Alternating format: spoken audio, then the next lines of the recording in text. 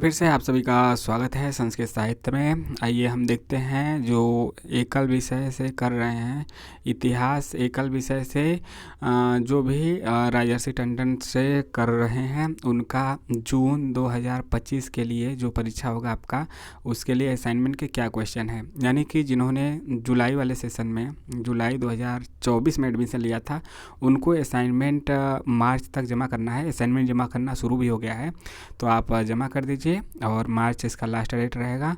और तो आइए देखते हैं कि इतिहास विषय से एकल इतिहास विषय से क्या है असाइनमेंट। ठीक है, 3 फर्स्ट ईयर के रहते हैं, 2 सेकेंड ईयर के, तो सभी असाइनमेंट यहाँ पे हम देखेंगे। असाइनमेंट को देख लीजिए, चैनल को लाइक शेयर और सब्सक्राइब कर लीजिए, कीजिए सब्सक्राइब। तो यहाँ पे सब्सक्राइब कर लेना है आराम से, ऐसी बात नहीं है। और लाइक शेयर भी करता है। टेलीग्राम से भी जुड़ जाइए जिसका लिंक डिस्क्रिप्शन कमेंट बॉक्स में है। वहाँ पे आपको असाइनमेंट और प्रीवियस ईयर क्वेश्चन मिल जाते हैं। ठीक है, सभी विषय के मिल जाते हैं, मतलब नहीं मिलेंगे तो कह देंगे तो वहाँ भेज दिया जाएगा। बाकी आप वेबसाइट से डाउनलोड कर भी सकते हैं। तो आइए देखते हैं कि क्या क्वेश्चन है। 30 नंबर का असाइनमेंट रहता है और सब कुछ देखते हैं। ठीक है, एकल विषय इतिहास CSSHY इसका कोड है 01 CSSHY 01 इतिहास है। और इसका जो शीर्षक है आधुनिक भारत 1857 से 1964। देखिए यह खंड आपका 6 नंबर का है, यानी 18 नंबर का, खंड 12 नंबर का। इसके प्रश्नों को आप कैसे करेंगे, इसको लिखेंगे आप, कितने लिखेंगे, कितने पेज में, 4 से 5 पेज में लिखेंगे और लघुत्तरी को 2 पेज में लिखेंगे। तो आइए देखते हैं क्या क्वेश्चन पूछे गए थे। खंड अ में जो है आपको यह वेबसाइट से भी मिल जाएगा, टेलीग्राम पे भी मिल जाएगा, आप इसको देख लीजिएगा। लेकिन हाँ, आप कहेंगे तभी आपको दिया जाएगा, बाकी आप वेबसाइट से डाउनलोड कर सकते हैं। 1857 टेलीग्राम से जुड़िए, वहाँ पे आपको जल्दी जवाब दिया जाएगा। हालांकि आपको कमेंट करके भी बता देना है। 1857 के विद्रोह के कारणों एवं प्रभावों पर प्रकाश डालिए। दोनों भाषा में दिया गया है, अंग्रेजी भी पढ़ लीजिए। दूसरा क्वेश्चन है असहयोग आंदोलन के महत्व पर प्रकाश डालिए। तीसरा है भारत की राजनीति में महात्मा गांधी के योगदान का मूल्यांकन कीजिए। इसी प्रकार से खंड ब है आपका, प्रश्नों के अपने उत्तर 200 से 300 शब्दों में लिखिए, जैसे कि 2 पेज में। चौथा क्वेश्चन है प्रथम विश्व युद्ध के महत्व पर संक्षिप्त टिप्पणी लिखिए। 5वां है बंगाल विभाजन पर टिप्पणी लिखिए। 6वां है मॉन्टेग्यू चेम्सफोर्ड सुधार पर टिप्पणी लिखिए। 7वां है भारतीय राजनीति में एनी बेसेंट के योगदान का वर्णन कीजिए। 8वां है बाल गंगाधर तिलक पर एक संक्षिप्त टिप्पणी लिखिए। 9वां है नील विद्रोह पर संक्षिप्त टिप्पणी लिखिए। सब क्वेश्चन यहाँ पे करना है। ठीक है, तो यहाँ पे यह आपका एक पेपर हुआ समाप्त। अब देखिए दूसरा पेपर क्या है। दूसरा पेपर का जो कोड है वह 2 हो जाएगा, CSSHY 2। और इसका जो शीर्षक है 8वीं से 15वीं सदी तक। तो आइए, पैटर्न वही है, ऊपर दीर्घ उत्तरी 18 नंबर का, 6 नंबर का, नीचे आपका 2 नंबर का। ऊपर वाले को 4 से 5 पेज में लिखना है, नीचे वाले को 2 से 3 पेज। आइए देखते हैं। पहला क्वेश्चन है भक्ति आंदोलन के उदय के कारणों पर प्रकाश डालिए, मतलब प्रकाश नहीं डालना है, कारणों का वर्णन करना है। क्वेश्चन दूसरा है दिल्ली सल्तनत की प्रशासन की प्रमुख विशेषताओं का वर्णन कीजिए। तीसरा है सल्तनत काल की कला पर प्रकाश डालिए। और खंड ब में जो है वह आपका है आपका चौथा क्वेश्चन, इसमें मंदिर स्थापत्य की विभिन्न शैलियों का वर्णन कीजिए। 5वां है एकता व्यवस्था पर टिप्पणी लिखे। 6वां है इल्तुतमिश की उपलब्धियों पर प्रकाश डालिए। 7वां है भारत में सूफीवाद के विकास पर टिप्पणी लिखिए। 8वां है मोहम्मद बिन तुगलक की उपलब्धियों पर टिप्पणी लिखिए। 8वां है मोहम्मद बिन तुगलक। 9वां है राजपूतों की उत्पत्ति पर एक टिप्पणी लिखिए। तो यह आपका रहा। अगला पेपर आपका है जो फर्स्ट ईयर का तीसरा पेपर है CSSHY 03। देखिए फर्स्ट ईयर में 1, 2, 3 पेपर रहता है, सेकेंड ईयर में 2 रहता है। आइए देखते हैं इसका शीर्षक क्या है। भारत 16वीं सदी से 18वीं शताब्दी के मध्य तक। तो इसमें देखते हैं क्वेश्चन खंड अ में जो क्वेश्चन है, पैटर्न वही है सभी में।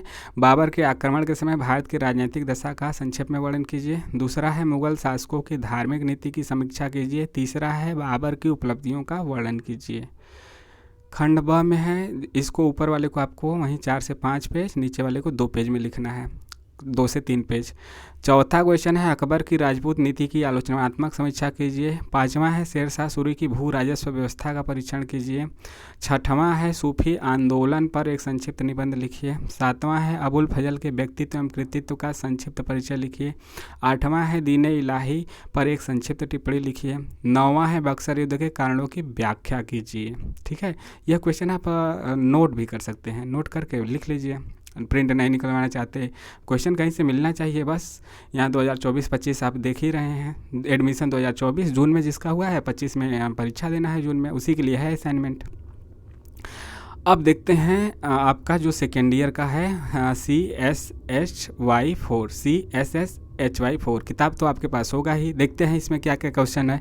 प्राचीन भारतीय पहला क्वेश्चन है प्राचीन भारतीय इतिहास के स्रोतों का वर्णन कीजिए। दूसरा है बौद्ध धर्म के प्रमुख सिद्धांतों का वर्णन कीजिए। तीसरा है अशोक की धार्मिक नीति की विवेचना कीजिए, और इसको 5 से 6 पेज में लिखना है या फिर 4 पेज से ज़्यादा ही लिखना है। खंड ब आपका 2 से 3 पेज।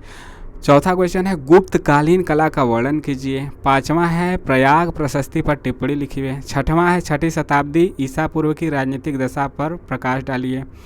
सातवां है आपका अर्थशास्त्र पर एक टिप्पणी लिखिए। आठवां है मौर्यकालीन सैन्य प्रशासन पर प्रकाश डालिए। नौवां है जैन धर्म के प्रमुख सिद्धांतों पर टिप्पणी लिखिए। इसके बाद आपका CSSHY07 है। ठीक है, तो 7 कोड है। 4 और 7 आपका 1, 1, 2, 3 फर्स्ट ईयर में है और चौथा और 7वां सेकेंड ईयर में है। तो यह आखिरी है, सेकेंड ईयर है। आखिरी क्वेश्चन देखते हैं, आखिरी पेपर देखते हैं। CSSHY07 इसका जो शीर्षक है आधुनिक यूरोप 18वीं शताब्दी, 18वीं सदी के मध्य से 20वीं सदी के मध्य तक। 18वीं, उसमें भी 18वीं था क्या? एक मिनट रुकिए 8वीं है, 8वीं सदी ईस्वी तक 8th सेंचुरी। ठीक है, तो यहाँ पे हम देखते हैं। ठीक है, आप बीए करते हैं यदि इतिहास से तो फिर उसमें पूरा क्रम से होगा। आप एकल सब्जेक्ट से कर रहे हैं कॉम्बिनेशन बनाने के लिए 2 साल का है, या बीए करेंगे तो 3 साल का रहेगा, तो उसमें पूरा पेपर रहेगा। तो यहाँ पे हम देखते हैं एकल सब्जेक्ट से कॉम्बिनेशन बन जाता है आपका, चाहे आप बीएड के दौरान कीजिए या फिर बीए के बाद कीजिए या फिर एमए के साथ भी कर सकते हैं, यानी बीए के ग्रेजुएशन के बाद इसको करना पड़ता है। ग्रेजुएशन के साथ भी कर सकते हैं, कोई दिक्कत नहीं, क्योंकि यह सर्टिफिकेट प्रोग्राम में गिना जाता है। मान लीजिए आप ग्रेजुएशन 1 साल हो गया, 2 साल हो गया, फिर आपको पता चला कि कॉम्बिनेशन बनाने के लिए हमें यह करना है, तो उसके साथ भी कर सकते हैं। फ्रांस की क्रांति में बौद्धिक वर्ग के योगदान का वर्णन कीजिए। दूसरा है जर्मनी के एकीकरण के प्रमुख कारणों की विवेचना कीजिए। तीसरा है इटली के एकीकरण में कायवूर की भूमिका पर वर्णन कीजिए। ठीक है, यह थोड़ा विश्व इतिहास से है। क्वेश्चन खंड ब में है, ऊपर वाले को 5 से 6 पेज, नीचे वाले को 2 से 3 पेज। उपनिवेशवाद से आप क्या समझते हैं? वर्साय संधि का मूल्यांकन कीजिए। बर्लिन सम्मेलन 1878 के महत्व की विवेचना कीजिए। 7वां है रूसी क्रांति के प्रमुख तत्वों का वर्णन कीजिए। 8वां है पूंजीवाद से आप क्या समझते हैं? विवेचना कीजिए। 9वां है नेपोलियन के पतन के कारणों का वर्णन कीजिए। तो यह क्वेश्चन आपके सामने रहे इतिहास के। तो यह आपको कैसा लगा जरूर कमेंट के माध्यम से बताइए, अपने सवाल भी कमेंट करके बताइए। टेलीग्राम से ज़रूर जुड़ जाइए, जिसका लिंक डिस्क्रिप्शन और कमेंट बॉक्स में है। चैनल को सब्सक्राइब, लाइक, शेयर करते रहिए, दबाइए। मिलते हैं नेक्स्ट वीडियो में। जय हिंद, जय भारत।